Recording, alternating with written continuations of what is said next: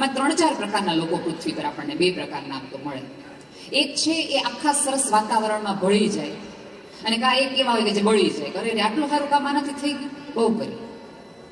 અને બીજા એક એવા કામ લોકો હોય કે પહેલા જેવું હવે નથી, એમને ક્યાંય કોઈ જગ્યાએ મજા ન આવતી, હવે પહેલા જેવી ચા નથી, હવે પહેલા જેવું વાતાવરણ નથી, હવે પહેલા જેવા લોકો નથી, એઝ ઇફ મારા સમયમાં જ બધું સારું હતું.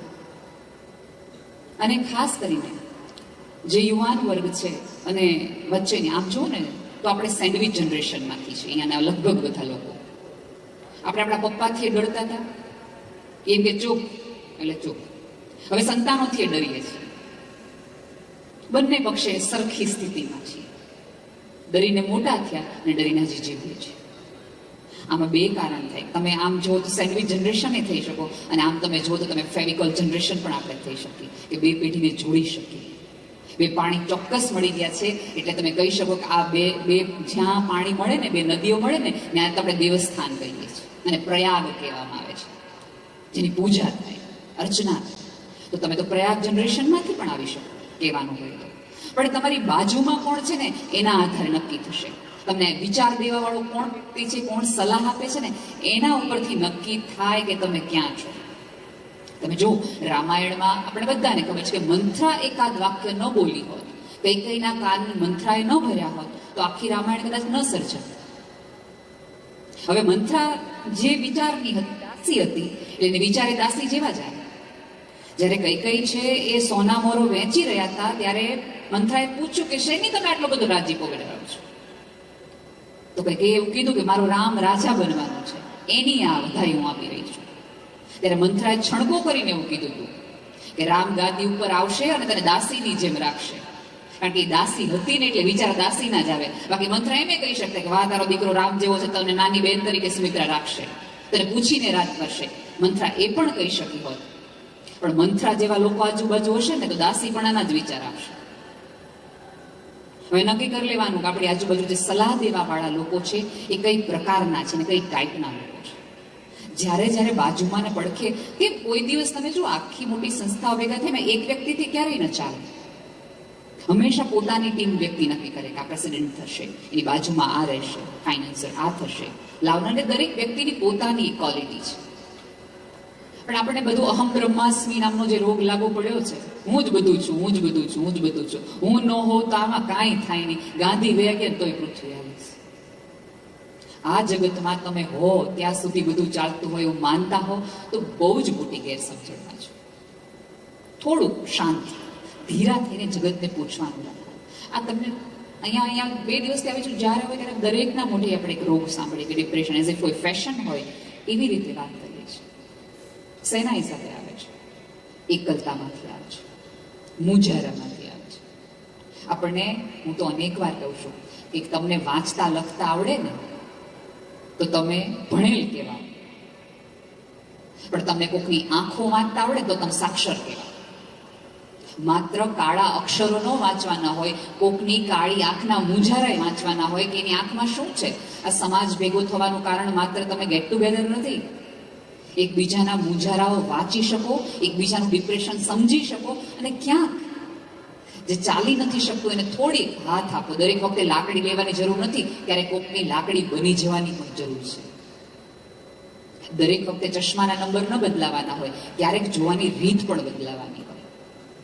પણ આપણે તો જ્યારે જે વ્યક્તિને મળીએ ને ત્યાંથી જ શરૂઆત કરતા નથી, ઝૂંપડ. તમે જો લગ્ન ને બધી સ્થિતિમાં એકાદ માણસ એવું હોય કે જે વિસાણું છો, જેને મજા જ ન આવી હોય. એટલે જ્યારે એ આપણે મળીએ ને તો ઝઘડો હંમેશા પતિ પત્ની કરે ને, ત્યારે પરણાતા ત્યારે એના માસીજીએ શું વ્યવહાર કર્યો હતો ને ત્યારથી હું આવી હતી ત્યાંના તમારા માસીજી મારી રાડાલે છે, મને નથી ખબર પડતી, ત્યાંથી જ. હવે ધારો કે આજે આપણે મળ્યા, એકાદ વ્યક્તિ સાથે થોડો ઘણો અનબનાવ થઈ ગયો તો વ્યવસ્થિત ન બોલણ. 1-2 વર્ષ પછી આપણે પાછા મળીએ તો નવેસરથી મળવું જોઈતું હતું. પણ આપણે કેવી રીતે મળીએ છીએ? આજની ફ્રીઝ થઈ ગયેલી ક્ષણના હિસાબે. અને તકલીફ કેવી છે ખબર છે? કે જે એરપોર્ટમાં આપણે થોડી વાર મળવાના હોય, સહેજ આપણો પગ લાગી જાય તો કેટલું સરસ રીતે સોરી મારો પગ તમને વાગી ગયો, સોરી મારો પગ તમને વાગી ગયો.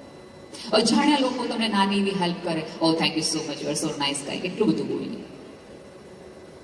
અને એની પત્ની સહેજ આરડી આવે તો જોઈને નથી હાલતી 3 વખત પગ ભટકાણો. સોરી એને કેવું જોઈએ? એક દુકાનદાર છે, એ તમારા પૈસા આપીને તમને વસ્તુ આપે છે, 3 વખત થેન્ક યુ કહે.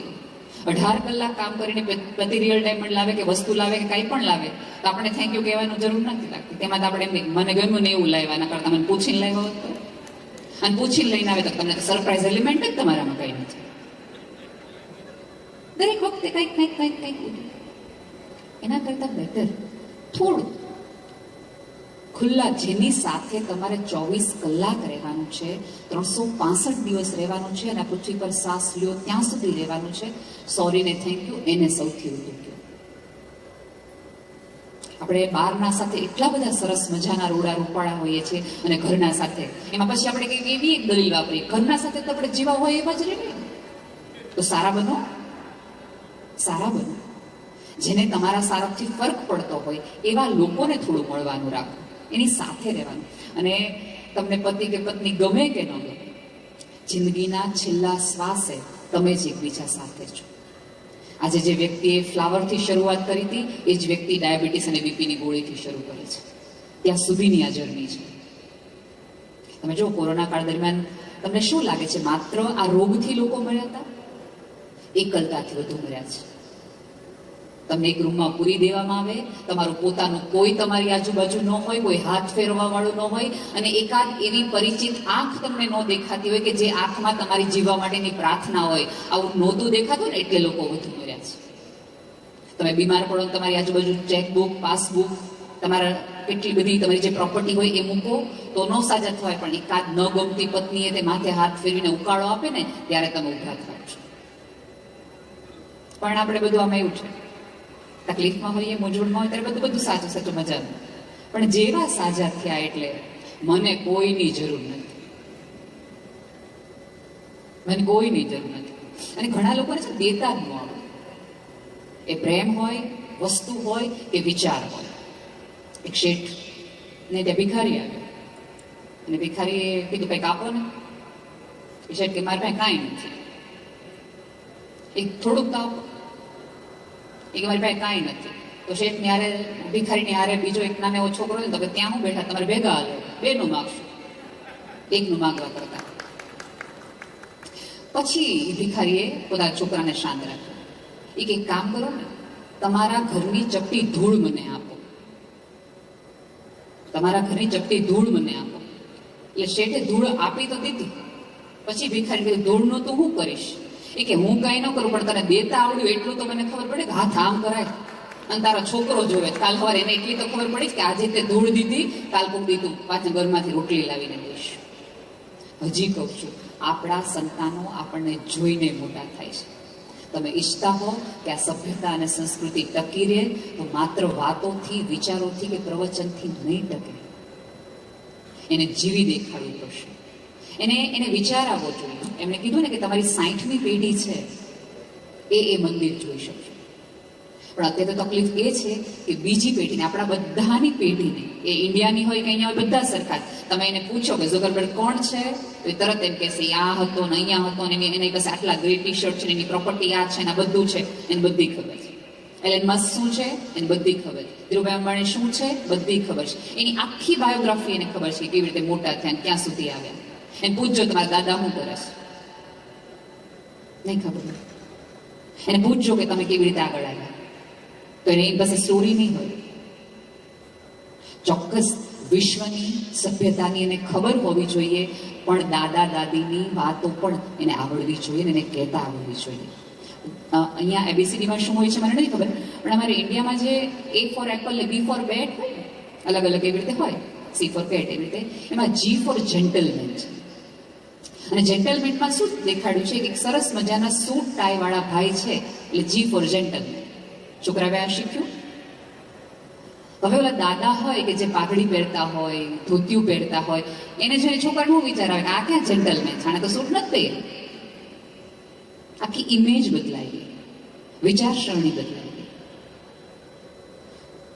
તો ઓલ તમે બધાને એક નમ્ર વિનંતી છે કે ચોક્કસ ચંદ્ર સુધી તો પહોંચી ગયા છે, પણ આપણા આજુબાજુવાળા લોકોના હૃદય સુધી પહોંચાય ને, એ અંતર કાપી શકાય ને, એવી કોઈ વિચારસરણી શોધી લેવાની જરૂર છે. ટેસ્લામાં તમે ચોક્કસ ટેસ્લા કરો, વાંધો જ નથી, ગમે એવી સ્પીડે જાઓ, પણ થોડી સ્પીડ એવી પણ આવડવી જોઈએ કે તમને કોઈકના હૃદય સુધી પહોંચતા પણ આવડવું જોઈએ.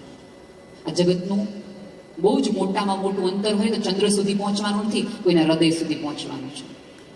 લાંબા લાંબા અંતર છે કે જે પહોંચી શકાતું નથી. આ 16 વર્ષથી આખો સમાજ ભેગો થઈને એક જ પ્રવૃત્તિ કરે છે કે અલગ અલગ વિસ્તારના તમામ લોકો ભેગા થાય અને એકબીજાના હૃદય સુધી પહોંચે. એટલીસ્ટ જે ભેગા થતા હોય, મળતા હોય, એ તો એકબીજાની વાતો સાંભળતા થઈ જાય. આપણે તકલીફ એ છે કે આપણને બધાને કેવું છે, સાંભળવું કોઈને નથી.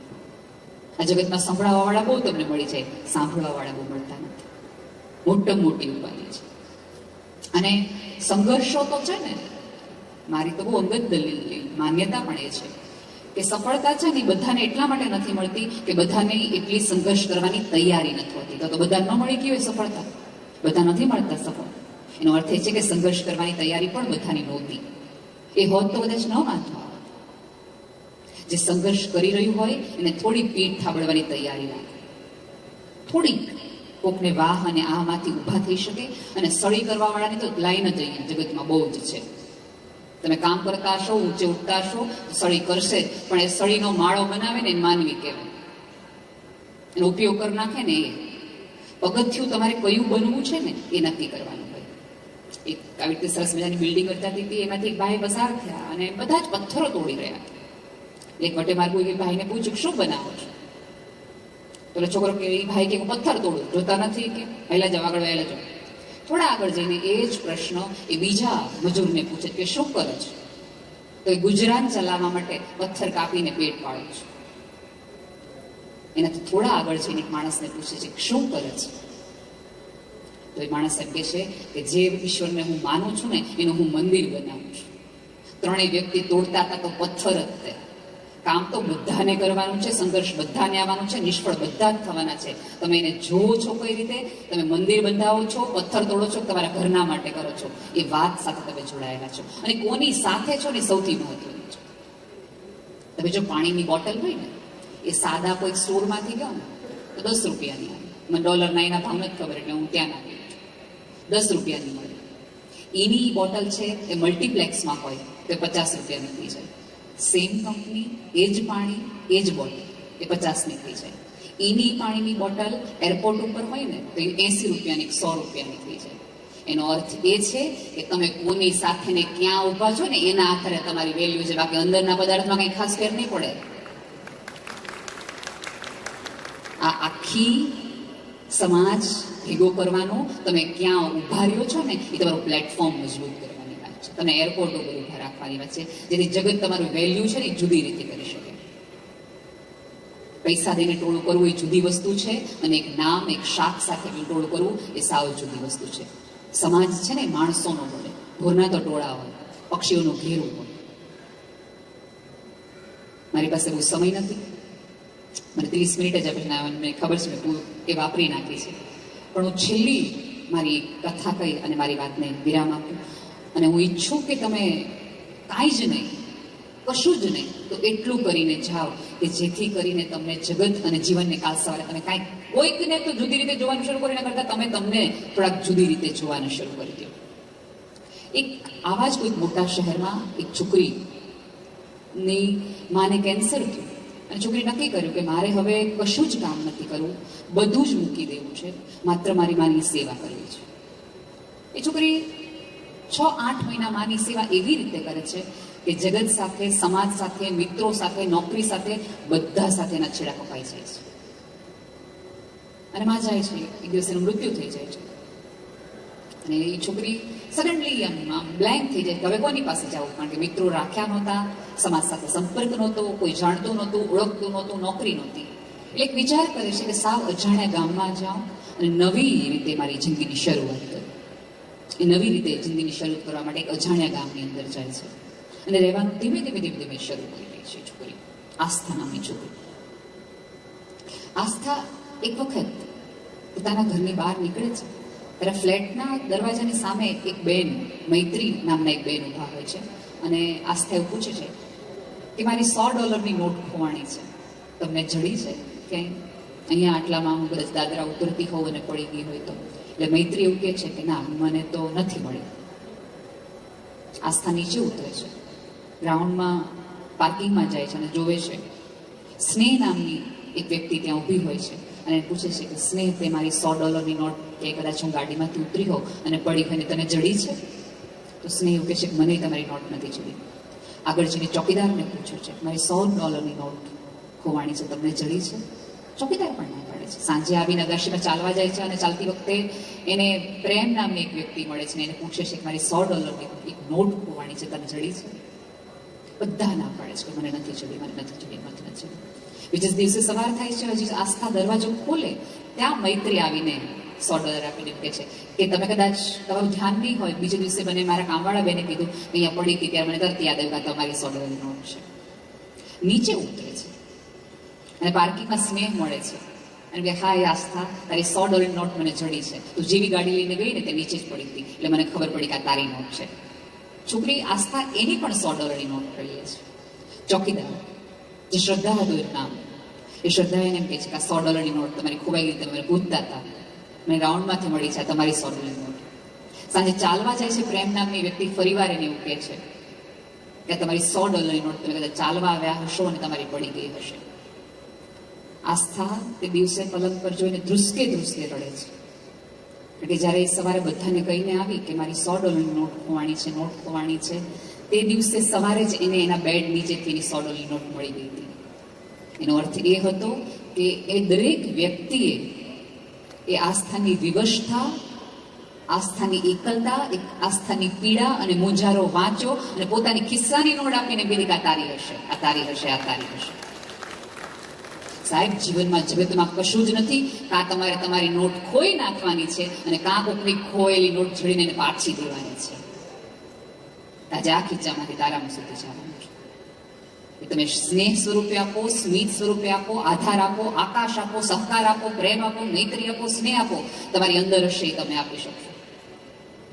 સો તમારું ધ્યાન એટલા માટે રાખો કે તમે તમારા આવું ધ્યાન રાખી શકો. સૌને ઈશ્વરને પ્રાર્થના કરું કે સમાજનો જે આશય છે, હિતેશભાઈ અને એમની આખી ટીમ જે નવા દિશા તરફ જવાની છે અને તમારા મનમાં જે લેવા પાટીદારનું સ્થાન અમેરિકામાં છે એ તમને જલ્દી માતાજી આપી દે, એવી જ દિલથી પ્રાર્થના. Thank you so much.